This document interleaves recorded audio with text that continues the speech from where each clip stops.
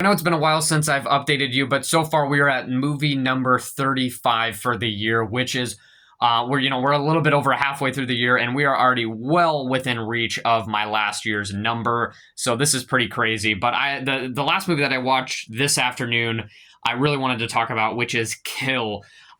Because this is one of the first really, I guess not Bollywood, because I don't think it's from Bollywood, but like within that realm of movies, those foreign Indian, like in the foreign Indian movie area.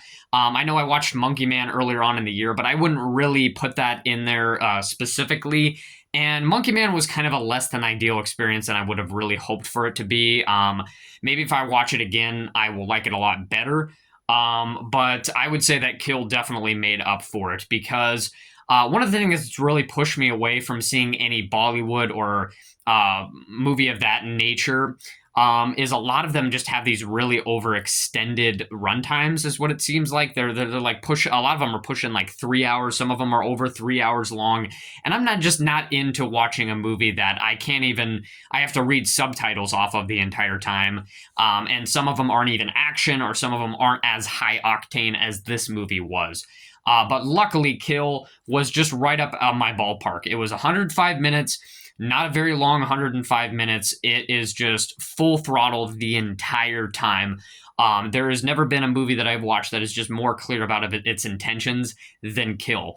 It is just very straight to the point, nonstop, brutal, visceral, close quarters, and quick paced carnage throughout the entire movie.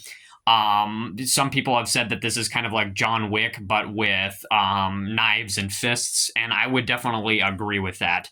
A lot of stabbing, a lot of punching, not a lot of guns. I don't think there's a single gun kill, or maybe just one gun kill throughout this entire movie. Otherwise, it's all just really, really brutal stabbings and all that other stuff. And it's really, really great. I love how the entire movie takes place on this one moving train, and how they move from these different, they call them coaches in this movie, is what I think they call them. But basically, from one cart to the next, trying to find these people. I don't know. The story is a little bit hard to follow, kind of like with Monkey Man. But I don't honestly really, it mostly has to do with the language barrier, but I don't really care because I don't think anybody's really going to this movie for the story. So I was able to catch on to it enough to know what's going on, what are the dynamics of this, and was able to have a lot of fun with this movie. Not to mention, and I know Sean Chandler, the guy who, another guy who watched this, prominent movie reviewer, as you know, I'm wearing one of his shirts.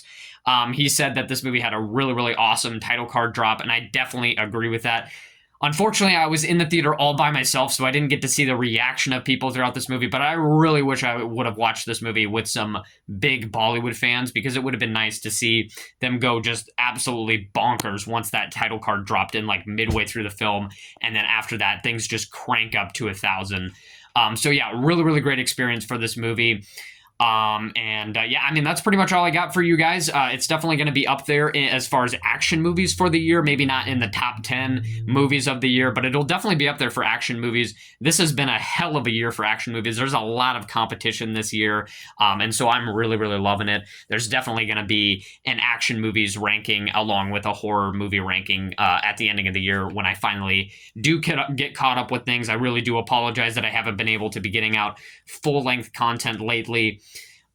So yeah, it's going to take a lot of catching up to do, especially towards the ending of the year when I get to do all those rankings. And there's going to be a ton of movies that I had never talked about at all to you guys, so you have no idea what my thoughts are on it. But I promise you, I've been staying up to date with the movies. I've been consistently watching the movies. I just haven't been able to get this content out for you guys, so I do apologize for that. But I'm going to do my best. And hopefully we can get things picked back up. I posted on the community post if you didn't see it, I have been going through and rewatching the entire A Nightmare on Elm Street franchise, and I really want to get a ranking out for that because I feel like that's been a huge hole in my channel for a while. So expect a ranking within the near future for that once I do wrap up all of the Nightmare on Elm Street movies. I think currently I think I have two or three more to watch. I think maybe just two more. So really not a whole lot left to go. So expect that in the near future. Otherwise, after I drop this quick video, I'm going to drop at least 2 other quick videos, a June ranking and another ranking, 2 other quick videos just to keep you guys up to date. And I think that's pretty much it. So stay tuned, and that's all I got.